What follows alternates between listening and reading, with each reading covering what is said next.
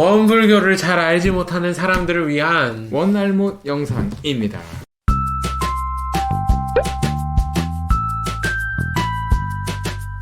오늘의 그 질문은요, 제가 보니까 이거 저도 궁금했던 질문이에요. 근데 이거 질문 자체가 조금 원불교를 믿으면 복이 오나요? 복이 온다면 어떤 복이 오나요? 그러니까 원불교를 믿으면 참 그렇습니다.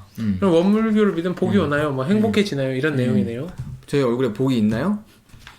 길거리에서 저희를 보셨나요? 복이 많으시네요. 복이 많은 얼굴일세. 제가 좀 복이 많은가 봐요. 나 많이 만났거든, 여러분. 원불교를 믿으면 이왕이면 복이 그렇게 맛있다면서요? 그런 거죠. 일단은 여기서 이런 얘기를 해. 원불교를 믿으면 복이 온다. 이런 질문을 왜 하셨을까? 그러니까 복을 원하는 거지, 이분은. 그렇죠. 그러니까 복을 행복해지고 싶고. 그치. 행복은 복이고 복이 행복인데 이거를 지금 찾고 싶은 거야. 갖고 싶은데 원불교 믿으면 복이 옵니까? 그렇지. 라고 나한테 물어보는 거지. 그러니까 원불교를 믿어야 될지 말아야 될지 고민이기도 하고. 그렇지. 그리고 이런 분일 수도 있어요. 본인이 지금 원불교 신앙을 하고 있는데 복이 안 와. 그냥 진짜 오냐? 궁금할 수도 있잖아요. 답답한 마음에. 그 안타까워서 그러면 스스로 자기 생각하고 있었죠. 그렇죠. 지금 그런 상황인데 제가 봤을 때 근데 이거 난 좀 그래. 이거 누가 들으면 믿음 이꼬르 복이냐 이거를 우리가 좀 다시 생각해 드릴 것 같아요. 멋있어. 그러니까 믿음은 곧 복이다. 이거에 대한 답이 믿으라 이건 아니죠. 그렇죠. 이거에 대한 답은 없어요. 그러니까 우리가 이게 원불교 기복신앙 이런 질문도 굉장히 많이 받았는데 여기서 좀 얘기를 하자면 믿음으로써 바로 받는 복이 아니잖아요. 아니에요. 원불교 그게 아니거든요. 이 믿으면 복이 오나요도 사실은 아니에요. 그러니까 이 말만 볼 때는 틀린 거라고. 나 독수 믿으면 복이 오냐? 오죠. 나를 믿으라. 그러니까 이거는 좀 잘못돼. 그러니까 이 말의 질문은 이렇게 들어가면 안 된다는 거죠. 그 자산종선 상사님께서 해주셨던 말 중에 제가 굉장히 좋아하는 게 믿음으로 산다라는 말이, 그러니까 믿음으로 시작돼서 그 안에 모든 그 삶이 변화되면서 가는 거잖아요. 그러니까 믿음의 끝이 아니라고요. 산다예요, 산다. ing, 믿음이 ing인 거죠. 나는 그래서 이 말이 굉장히 좋아요. 그러니까 시작은 믿음일지언정 삶은 계속 변화하면서 가는 거죠. 그러니까 복이라는 것도 믿음으로써 오는 게 아니라 믿음으로부터 시작되는 나의 삶의 변화들이 나에게 복을 주는 거예요. 그러니까 이 중간들이 생략이 되면 안 된다는 거죠. 그러니까 이게 원불교에서 말하는 원불교의 마음 공부나 복을 짓는 공부라는 거죠. 그렇기 때문에 복을 지어야만 받는 그런 인과 이치가 정말 그대로 들어가 있어야 된다는 거죠. 그러니까 우리가 여기서 빼먹으면 안 되는 게 짓고 받는다. 이거를 정확히 넣어줘야 된다는 거예요. 그러니까 이 질문이 그렇게 들어왔다면 좀 더 좋은 질문일 수도 있다고 생각을 해요. 원불교에서 어떻게 믿으면 복을 받나요? 뭐 이런 거죠. 나는 할 말 많지만 안 하겠어. 해줘. 덕수도 해줘. 덕수 이런 질문 너 받았을 거 아니야. 저는 일단은 그런 거죠. 그러니까 아까 교무님이랑 저도 좀 비슷한 느낌인데 원불교를 믿는다는 게 뭐냐 이런 궁극적인 좀 질문을 해보면 원불교 일주일에 한 번씩 일요일날 법회 다니면 그게 믿는 거냐 다니는 거냐.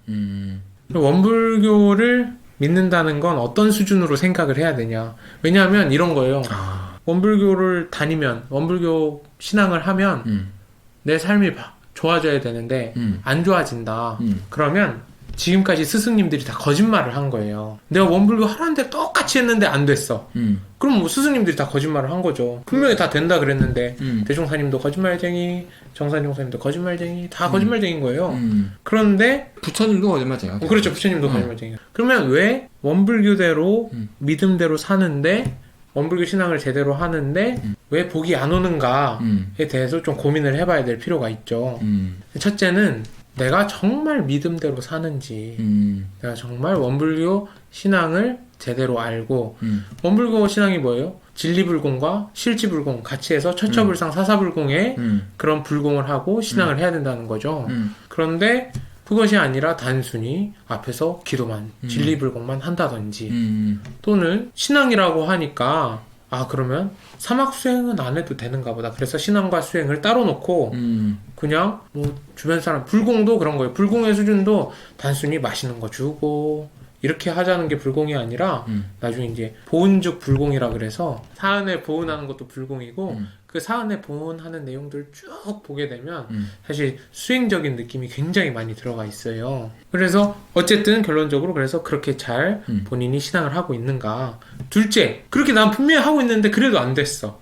그럼 뭐냐면 지금 내가 신앙하고 있는 거에 대한 과보를 받는 게 아니라 그 전에 내가 지었던 인을 여기서 과로 받고 있는 거예요. 그러니까 예전에 지었던 거에 대한 것으로 지금 괴로운 것이지 지금 나는 분명히 원불교 교법대로 잘 살고 있는데 지금 괴로운 것은 지금 이 원불교 신앙을 잘못했다고 그런 것이 아니라 옛날에 뭔가가 있어서 지금 괴롭다. 난 아무것도 잘못한 게 없는데 나한테 왜 이런 시련이 그런 것도 있죠. 이렇게 되는 거죠. 그런 부분을 또 이제 이야기를 하는 것 같아요. 두 번째 부분에서 얘기하는 것 같아요. 그럼 나는 원불교 신앙을 잘하고 있었는데 왜 내게 이런 시련이? 근데 그게 원불교 신앙 때문에 온 시련이 아니라 정말 자기가 알지 못하는 언젠가에 지었던 어떤 것이 지금 시련으로 다가온 것이다. 그리고 마지막 원불교를 다 해고 그것도 다 알겠는데 그래도 난 안 행복하다. 그럼 어쩔 수 없죠. 그럼 어쩔 수 없지. 어떻게 그런 분들은 좀 다른 데 가서 쉬었다가 오셔야죠. 나는 그 옛날에 굉장히 그 출가를 했을 때 처음 들었던 설교 중에 하나가 원불교는 어떠한 종교인가 이거였거든. 근데 그분이 했던 설교의 이제 이 포인트는요 딱 네 글자였어요. 원불교는 실천 종교다. 나는 그 말이 너무 좋았어요. 실천 종교. 그러니까 내가 어떤 알므로써 내가 지금 저 영상을 보고 들음으로써 이게 원불교의 전부가 아니라는 거예요. 그거를 내가 하는 것. 그러니까 우리가 부처가 된다. 내가 활불이 된다. 이거잖아요. 아니 나는 우리 둘의 어깨가 무거워지겠다 이 생각하고 있었어요. 근데 나는 실천을 내가 못해. 잘 못하는데. 그러니까 나도 실천을 못해서. 잘 못하지만 내가 행복을 느낄 때는 내가 이 공부를 알았을 때가 아니에요. 내가 이 공부를 해서 내가 그 재미를 느꼈을 때라고요. 실천해서 느꼈을 그렇지. 내가 이 공부에 그 안도 희열이 있어요. 법열이 있지만 그거를 내가 몸으로 실천해서 내가 체득했을 때의 희열과의 그 차이가 커요. 그래서 원불교의 무한 공부는 믿음으로부터 실천까지 해야만 오는 행복이라고요. 역시 사급 교무의 힘은 대단합니다. 막 달았어. 네, 오늘은 여기까지 하도록 하겠습니다. 안녕.